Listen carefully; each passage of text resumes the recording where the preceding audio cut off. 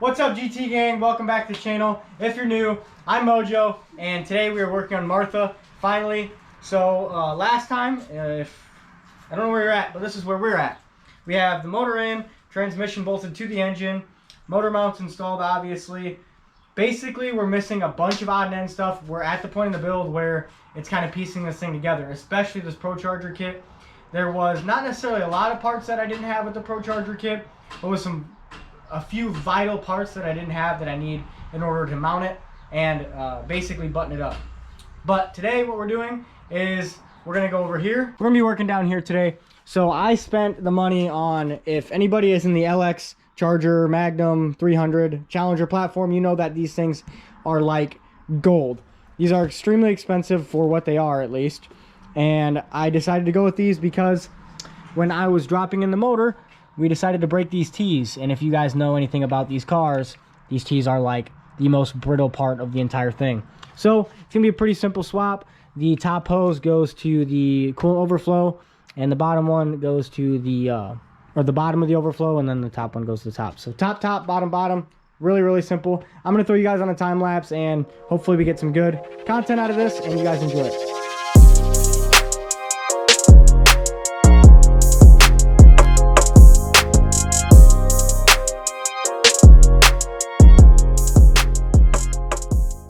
Okay, ladies and gentlemen, here's what we got. So I still need to tighten up most of the hose clamps, but this is what we look like. It looks super nice. It'll end up sitting like this. Super sleek. The black is a very nice touch, especially with the gloss. It looks really nice. And the best thing about these is the fact that it's a one piece. You don't have the T there, so that's the best part. It's pretty much why I got it. Just under $300, which is honestly ridiculous. Comes with these two, and then your two radiator hoses, which I don't have in, obviously. So now that I have this done, oh, actually, I'm going to tighten the hose clamp so I don't forget later on, and then we'll go ahead and lift up the car and see if we can possibly install a drive shaft. We'll see how we can do that. So definitely a pain in the butt to get that on camera, so I just didn't. As you can see, flex plate bolts, there's 6 of them. Put 2 in with blue Loctite. Rotate the engine over. 2 more. Rotate the engine over. 2 more. Rotate the engine over. Done. So pretty simple. 6 bolts. Now I'm going to try to remove the factory transmission yoke, and then I will install the new one. And I can't torque it because I don't have somebody here to hold both ends, so that kind of sucks. So maybe I'll just get it ran on and go from there, because then that'd be the end of the night. Okay, so this is a lot easier to do for me to show you what to do with it not in the car. So what I did was, here's the old nut that I was telling you about. As you can see, there are some marks here and here. It's because there are little divots in the output shaft where you hammer these in, so that just in case it backs off, it won't actually back all the way off. So all I had to do was take a chisel in there, pound those outward, ran it off with an impact, pulled it out, and this is what I have. This is the 4-bolt yoke for the SRT8s, and you want to be very wary of is there very well could be a shim, which is a direct effect on your end play, which is very important for your transmission. So you want to make sure that if you have one here, it stays there, or if you have to take everything off, clean up, that it goes back where it was. So I'm just going to set this off to the side, that way up. Not sure if it really matters, but better safe than sorry. So I'm going to pull this seal off, and you're going to have 2 seals in your rebuild kit. You have a small one and a big one. As you can see, one is bigger than the other a little bit. Can't really tell on camera, but this one's a little bit bigger. This is actually going to be your output shaft seal. So you'll install this into the transmission and drive this back on. So pretty straightforward. This will essentially what it will look like. Slide your seal in there. Slinger seal, I think. I don't know, it just sounds right. So I'm just going to clean up this surface, the shim surface, tap this into the transmission, and then I'll drive this back on with the new nut, and I'll try to get somebody out here to torque it, and if I can't, then I'll just torque it next time. Also, I have this, thanks Brandon. I'm going to lubricate the outside of the outside and the inside of the seal to promote a good sealing environment. Okay guys, so here's what I got going on. The Hellcat. No, it's actually Martha. She's up in the air. I got her on all fours off the ground. Okay, so what I got going on is I am in the process of getting this coupling installed. So it's 4 M12 socket head bolts with 4 M12 nuts, 19 millimeter wrench on the nut, and a 10 millimeter Allen for the socket head side. Anyway, that being said, it looks like I have to drop the transmission brace in order to torque these bolts. I will find a torque spec for you guys, and it looks like I got to pull that transmission brace. Yeah, that thing. So I'm gonna go ahead and do that quick and let you guys know how it goes. Also, definitely use blue Loctite if you're doing this. So I'm just gonna jack up the bell housing to hold up the transmission, and hopefully that works. Okay guys, so here's what it looks like. Pretty freaking sick. Fits perfect. Got my blue Loctite here, and I have the M12 socket head with the nut, and this will go through here and bolt down, obviously. So how we are going to make that work is you obviously have to take your transmission brace out. That's what I did.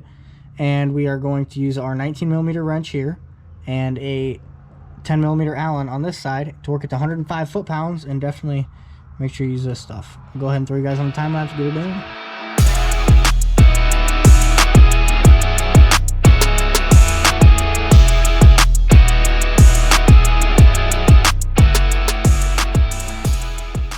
Okay, that really sucked, especially since I have my phone for TikTok and my GoPro for YouTube, like right where I really need to be.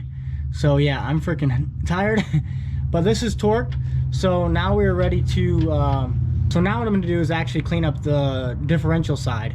And with that clean, basically I just wanna get everything off so that there's no like high spots or anything that could cause a misalignment of the drive shaft. So that being said, I'm gonna go ahead and do that. And once that's done, I'm gonna throw it in. So here it is, guys. As you saw in the unboxing video, she's here and Martha's ready to get this shaft. All right, guys, I'm gonna go ahead and get under there and check out that diff, make sure everything works and everything lines up. Everything is safe, clean, and is ready for the drive shaft. So I'm super stoked, guys. Let's go ahead and get started.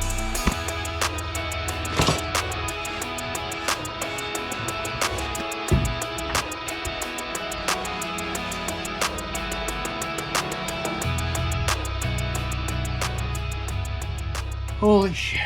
So we're back at it the next morning, middle of the day, whatever you want to call it. And I have that biatch that I need to put in. So I installed all of the bolts and nuts for the drive shaft. Everything's torqued. 60 foot-pounds for the M10 bolts and 105 foot-pounds for the M12 bolts. So here she is, guys. Let's take a minute to soak it in. This is a really good feeling. Check this out. Transmissions in park.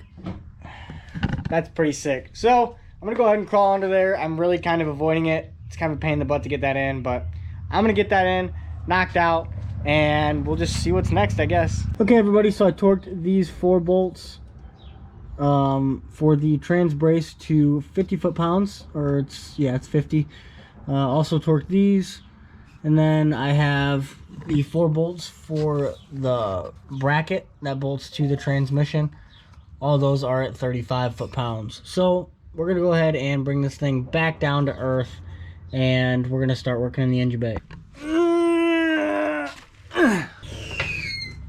Oh yeah. Oh yeah. So now that the car is on the ground, it feels like it's absolutely slammed, but I know it's not.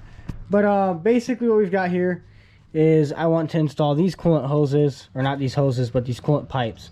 So they're pipes that goes right along into the valley And then we have one that goes straight into the water pump from here, and then one that goes in the back of the timing cover from here.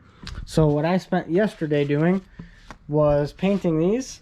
Not the whole day, obviously, but yesterday I painted these and installed a couple new O-rings here and here.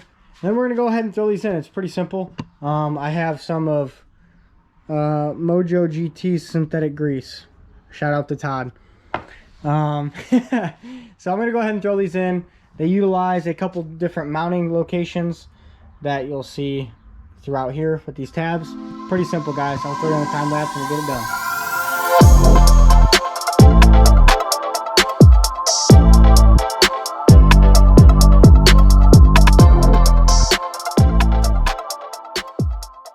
Okay, everybody, so as you can see, they're looking nice and shiny. Very pretty.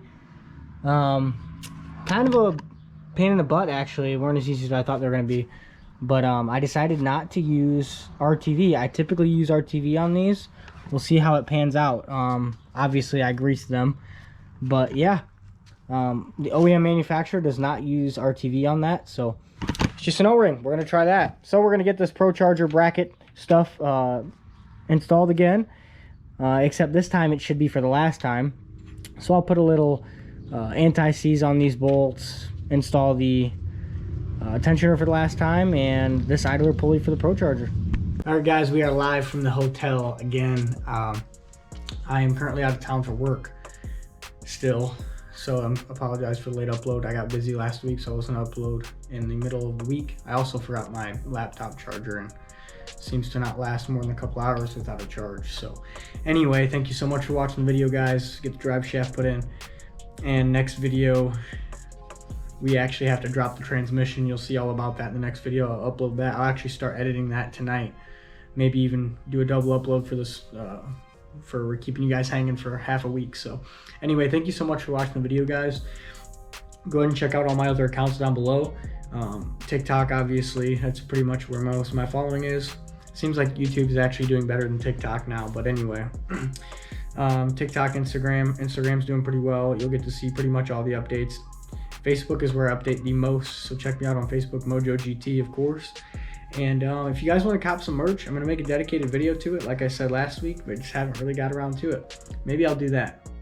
But down below, I'm going to have a link to my website. I have shirts, sweatshirts, hats, things like that. I even have patches, stickers, whatever fixes your Mojo GT needs. But go ahead and cop that out. That all the profit off of that is going to go straight back into the build and the company. We're officially Mojo GT LLC, so that's pretty cool to say. We're a registered business in the state of Illinois.